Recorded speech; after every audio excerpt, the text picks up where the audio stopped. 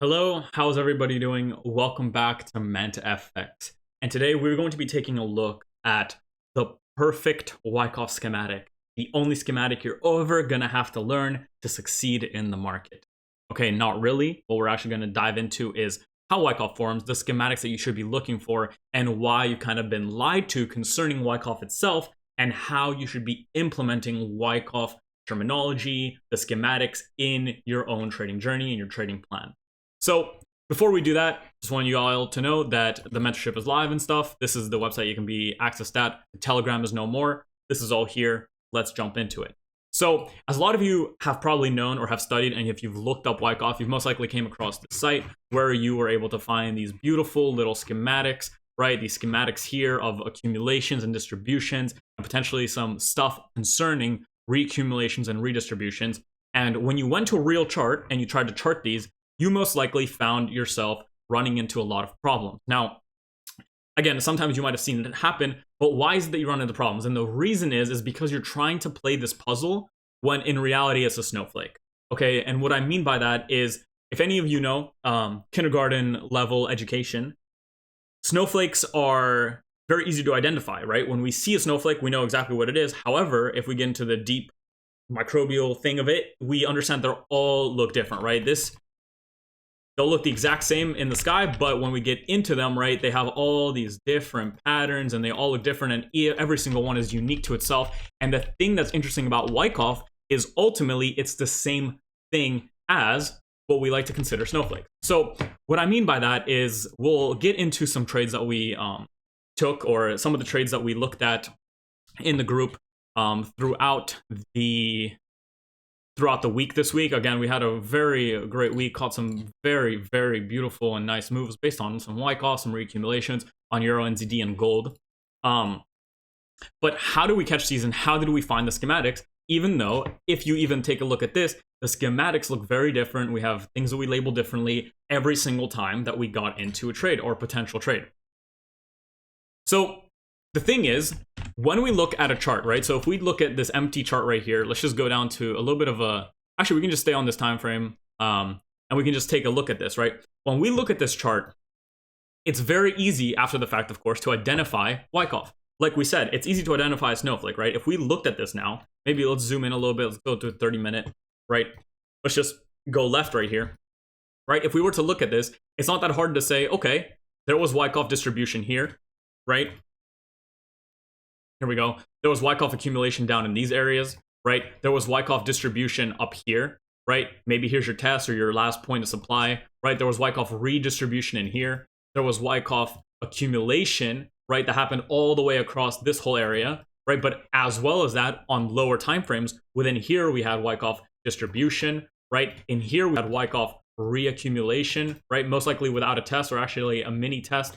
Then up here, we had Wyckoff reaccumulation. As you can see, we had that spring, the test of it, right? We had Wyckoff distribution here, right? Any area of consolidation that ultimately resulted in a run on whatever the run might have been on. So whether it was a run on liquidity in the form of the highs that rested here into areas of imbalance up here, right? Whether it was the run on other equal highs after consolidation here, right? Again, after the fact, when we look at this, we can see all these areas that are considered Wyckoff-ian accumulations or distributions. Now, how come when we look at these and spot them and we understand what they are, right? Because ultimately, what is Wyckoff? It's a consolidation for the purpose of transferring what? Supply to demand or demand to supply, or for the purpose of creation of liquidity, getting emotional people involved on a side of the market and then taking it to the other side, right? Ultimately making money for who? The composite man. So if we can find these so easily when we look at it after the fact, why does it become hard in the moment? Well, because when we zoom in on these, okay, and we try to find and find every single one of these points here, then we ultimately fall apart because you'll never be able to find every single piece of the schematic. Now, some schematics play out just like that perfectly. And the reason they do is because you're looking at them after the fact. A lot of the time, some of the intermediary term lows and highs, and what I mean by that is some of the lows and highs that form during price action as you're watching it can be very deceptive to you and look like a spring, right? And as they look like a spring or a UTAD and you're expecting a test, you might have a move that looks like a test and then a steep drop off. So you'll have some kind of So you'll have some kind of Wyckoff schematic begin to form. You'll have that UTAD form, right? And then you'll have a test form and it'll go down, right? And at this point, you start looking for these prolonged trades lower, right? For the continuations lower in the form of last points of supply, whatever you want to call them. But all of a sudden, price makes a complete run on all liquidity and then begins to drop, right? And now you're left confused. But the thing is, after the fact, if you look at this, right, it's very easy to see, oh, this was the test. That's all, not this, right? But this can be a huge detriment to your trading if you confuse these two.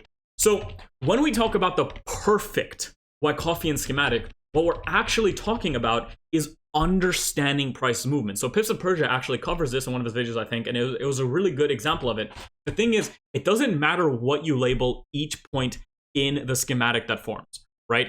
Whatever, like I'm just drawing a random thing here for you, right? So this is just normal price movement, right? Again, we can define this price movement in the form of liquidity being taken by this low, the order block being created, equal highs being created for the purpose of liquidity, right? The move down into the order block here, a move higher, right? This move down that takes out the last bit of liquidity here in the form of equal lows, right? Takes that to get orders, comes higher into this order block, fills in imbalances in these areas, right? Comes higher to make a new high above all this. People start getting involved in this trend line here, right? We come down, keep on making that trend line, and then drop off heavily, and people don't know what the fuck happened, right? But in reality, right, if we look at this after the fact, now we can label it, right? We can be like, okay, so here's our buying climax, right? Here's your automatic rally. Here's your secondary test, which created liquidity. Here's your up thrust, right? Here's your UTAD, right? And here's your test. And everything's here. But in reality, all the schematic is it's a schematic for all the concepts that you now have in your arsenal.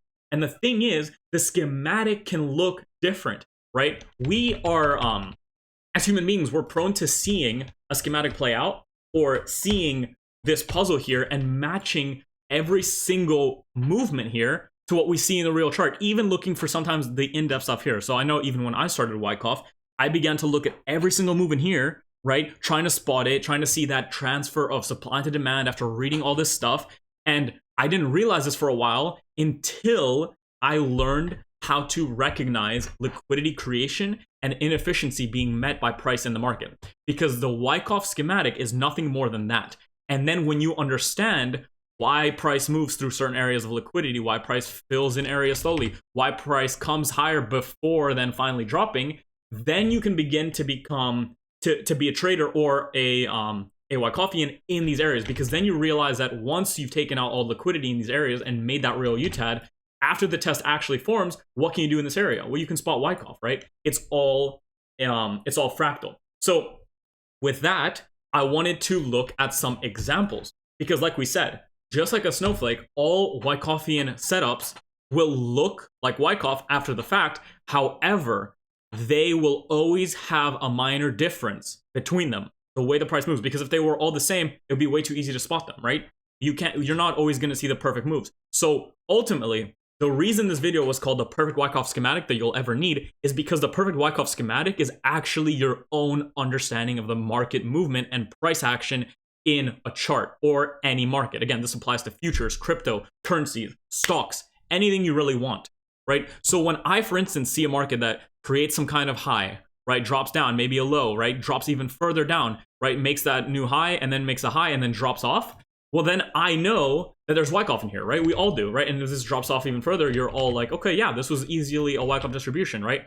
But the thing is, we could have marked this up completely differently between all of us, right? I might have been on a lower time frame and seen this as a buying climax, right? This is the automatic rally. This is a secondary test. This is a sign of weakness, right? And then this as more liquidity creation. Then this is the upthrust, and this is a UTAD, right? But some of you, if you were on a higher time frame, could see this as a this whole thing could ultimately look like this, right? It could have looked like this for you on a higher time frame. And guess what? You might have thought this was Wyckoff as well. Here's your buying climax. Here's your automatic rally, right? Or here's your automatic rally. Here's your ST, your upthrust, and UTAD. It'll be the same, but it'll look a little bit different. Or if you're even on a higher time frame, you might be a little bit more prone to saying, you know, this was an automatic rally. This was an ST. This was an upthrust. But then you saw price break down, and you were kind of wondering what actually ended up happening. Okay, so let's just go not disturb right now. There we go. So basically, the schematics can start to look different. And then if we want to get even deeper into it, right? Because we're smart money traders and we understand that the bias in the market can continuously change, this sign of weakness for you might have been the spring for me, because what occurs in this area on a lower time frame? Well, there's most likely some kind of Wyckoff accumulation, right? And we have all the points in there. And again, here can be your selling climax, your automatic rally, your ST, right? Another ST, and then ST and B, and then a spring here, right?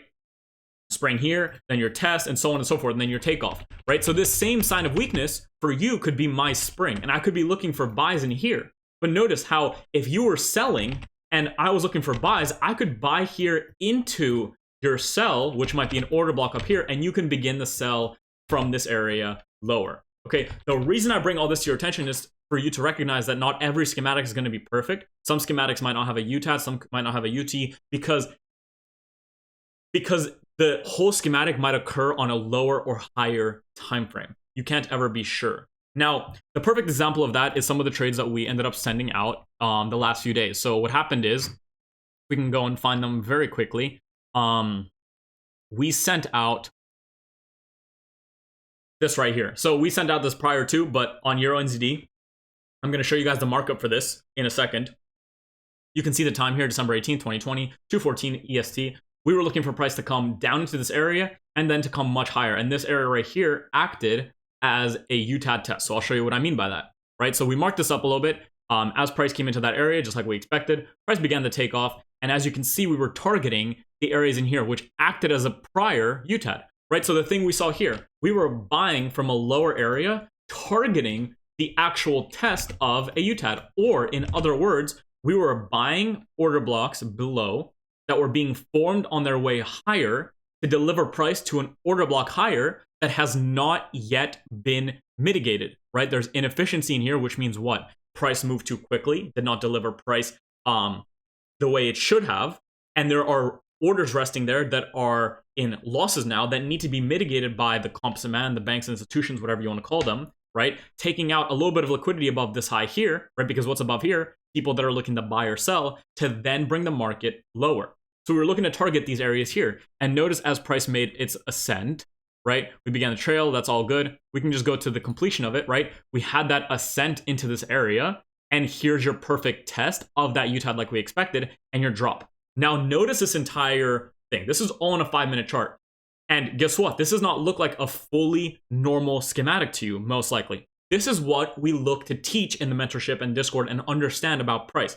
Price will not always move in the perfect setup of your thing. If you actually take a look at what's happening here, this is not even Wyckoff in reality, right? If we just look at this, you can call this the mentfx schematic, the Anton schematic, whatever it is you want to call it, it doesn't really matter. The reality is, the reason for why we label these areas what we labeled them is because of what price is doing. In Wyckoff, the buying climax, the idea of the buying climax is the last area where retail starts to get involved thinking there might be an uptrend, right? The upthrust in a Wyckoffian term is not just a higher high, right? The reason for this upthrust is to take out or to prolong the thoughts of what's going to continue, higher prices in this case. The UTAD, what is it? It's the last move to trap any final buyers that might be interested in this market to then take the market where? Significantly lower after we retest it, right? So in reality, what is a UTAD? Well, a UTAD is nothing else but an order block that goes through what? Liquidity, right? So look at this. Here's a high, here's a high, here's a high, here's a high, right? They were all formed, and here's a high too. For what reason? To take them out in the form of liquidity to then drop lower. So that's why we knew this was a UTAD. As price came lower, what did it begin to do? Created equal lows, dropped through them. Created equal lows, dropped through them. Created these lows right here. Where did it drop through? Through all of them, acting as a spring. So within one schematic, right, we actually have two schematics on one time frame. And then if we get a little bit lower until 1 minute, so you'll notice this is a 5-minute, this right here is reaccumulation. This right here is reaccumulation. What's up here? A mini distribution. What's inside here? A redistribution, right? So again, we can see Wyckoff, right? We can see traces of it everywhere. If you really want to get super deep into it, and we want to get to like 30-second charts or even lower, consider what you're actually seeing here. This is Wyckoff accumulation, Wyckoff accumulation, Wyckoff distribution, redistribution, redistribution, accumulation, reaccumulation, distribution, redistribution, redistribution, accumulation on a very small time frame, reaccumulation, reaccumulation, reaccumulation, distribution, redistribution, right? Within this alone, we can see those snowflakes. It's easy to see them because we know what they are, right? The snow comes from the sky. We're like, those are snowflakes, but we don't know how they look, right? We don't know how they're going to look because every schematic can play differently. But the thing that won't change is understanding how liquidity is created, how liquidity is traded through, how inefficiencies are left in the market, and how the market will come to meet those areas of inefficiency before meeting a lower area, right?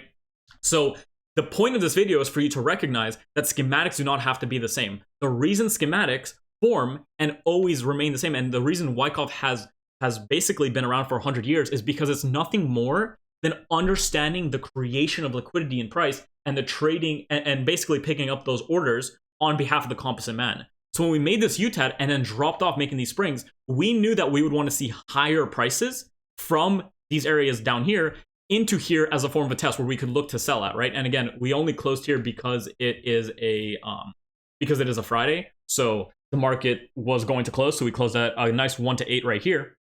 But on the way up, when we began to see Wyckoff form, instead of acting from the position of a normal Wyckoff retail trader, perhaps, where they were looking for distribution here because it began to look like it, we knew we were looking for reaccumulation for what purpose? Because we knew we needed to create liquidity to get higher, right? So we have to sell to buy, but also because we need to fill in the areas here in the form of all the negative positions we have for buying up so heavily. You can see the movement here, the momentum in this price as we bought up.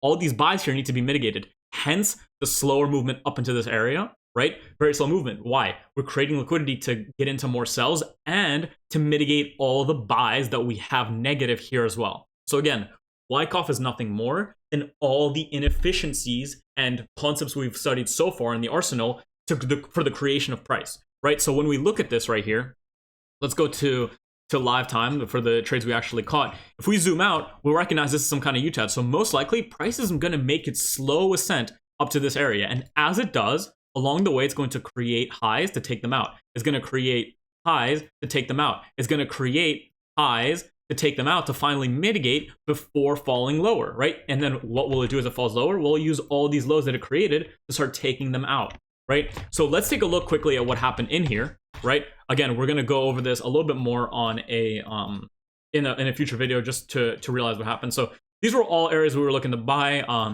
and we were expecting certain things. So you can see we're not always going to hit our expectations correctly, right? This partial worked out perfectly because we were aiming for this to be a potential UTAD earlier, looking for that test. So we did get that quite nicely. This just failed and went to shit fully. But then after we had this form and we realized what we might be doing in this market, right? Creating that order block that needs to be mitigated at, right? So there's a mitigation that you can see. We, on our way up, we're looking for all those areas and those same things that we've learned and understood before. We created equal highs. So what's above this? A ton of liquidity, right? There's a bunch of money. You can see this little money sign. Came down, created equal lows. Look at that. We have equal highs, equal lows, right? What's there? Liquidity. We come down, create 3 lows, come right through, take off. What's that? That's an order block, right? Let's take a look. On a 15-minute, right? That most likely is a beautiful order block that we could have traded. Yep, there you go. Maybe even on a 30-minute. It might be even easier to see. Yeah, so it's on a 30-minute. So let's just take a look at this. We don't need to have all this stuff up. Notice what happened, right? We created some equal highs. We created some equal lows. We had to move through the lows, right? Where's that last move to the downside? From here to here, right? Taking out all that liquidity, then that move up. Look where it came to mitigate. Mitigation right into that area, move higher. That's it, right? What happened here? Liquidity, right? On the lows, move through the lows. Here's your order block. Here's your move up. Here's your test of it. You can see that mitigation with the wick. Here's your continuation higher. Where to continue higher to? Somewhere in here. Now, if we get lower, it becomes a lot easier to see that that's somewhere in here area, right? So let's just put this back on. There it is, right? Where did it come? Well, look at this. Here's your last move to the top side right here, right? Through the highs. So let's just find that real quick, right? Here's your move down. And now let's take a look at where price mitigated. Notice that right up to the 50%. Why the 50? Because that's the last possible area where they had the most positions lying. Came a little bit higher because they probably, the composite man probably funneled into a few more buy positions within this area. But generally, that's why it came up there. And that's why we were looking to buy up into those areas and then sell from those areas as well, right? So generally, this was the block. And that was where we looked to enter, which again, the stop loss held. Why? Because we understood what's going to happen up here. If price wanted to go higher, it would have continued significantly higher. But the idea here is, as you take a look at some of these schematics, they become either they might become very confusing for you to look at. And of course, I have some different names for them and stuff. And this is something Pistol Persia covered as well. It doesn't matter what you call them, right? He said something like this. He like, if we call this pizza, this sausage, and this Scooby-Doo, right? Guess what? The same thing happens. I could go and become the Anton schematic and tell you that first the hamburger forms, the Scooby forms, and then the Scooby-Doo forms, and you want to trade the Scooby-Doo slurp. That's the test, right? And again, it would be the same thing, right? The purpose of understanding Wyckoff and the points of it and the parts within it is more so understanding inefficiencies and liquidity creation than it actually is understanding the words and the schematics that apply to it. That's why when you look at this, you see two somewhat very different schematics. And if we zoom out, the schematic you see here is different from the schematics you see in here. Why? Because we are not following a schematic, we are following price action and movement. The schematic helps you confirm some stuff in your own head and understand what's happening. But in reality, if we want to think about it, all that's occurring is we're creating liquidity. We're trading through that liquidity. We're testing the order blocks that create those negative positions as they trade through them. And then we have those continuations to where the areas where we did the exact same thing on the other end. This is why your bias in the market can continuously change. You can be a buyer and a seller and still make money in this market. So I hope this made a lot of sense. I hope this trade perspective and reasoning for its entries and how Wyckoff schematics function more as snowflakes than they do as actual schematics and pieces of a puzzle, right? The purpose of this is that you understand that it's not always going to be perfect and that you should stop looking for Wyckoff in the exact perfect schematic way. Now, it's still important to read up on it and understand it, but this is how we look at it in our mentorship. This is how we look to get involved, and this is what we teach to understand over time. Hope this made a lot of sense. Use this for study materials. Thank you very much, and I'll see you guys in the next one.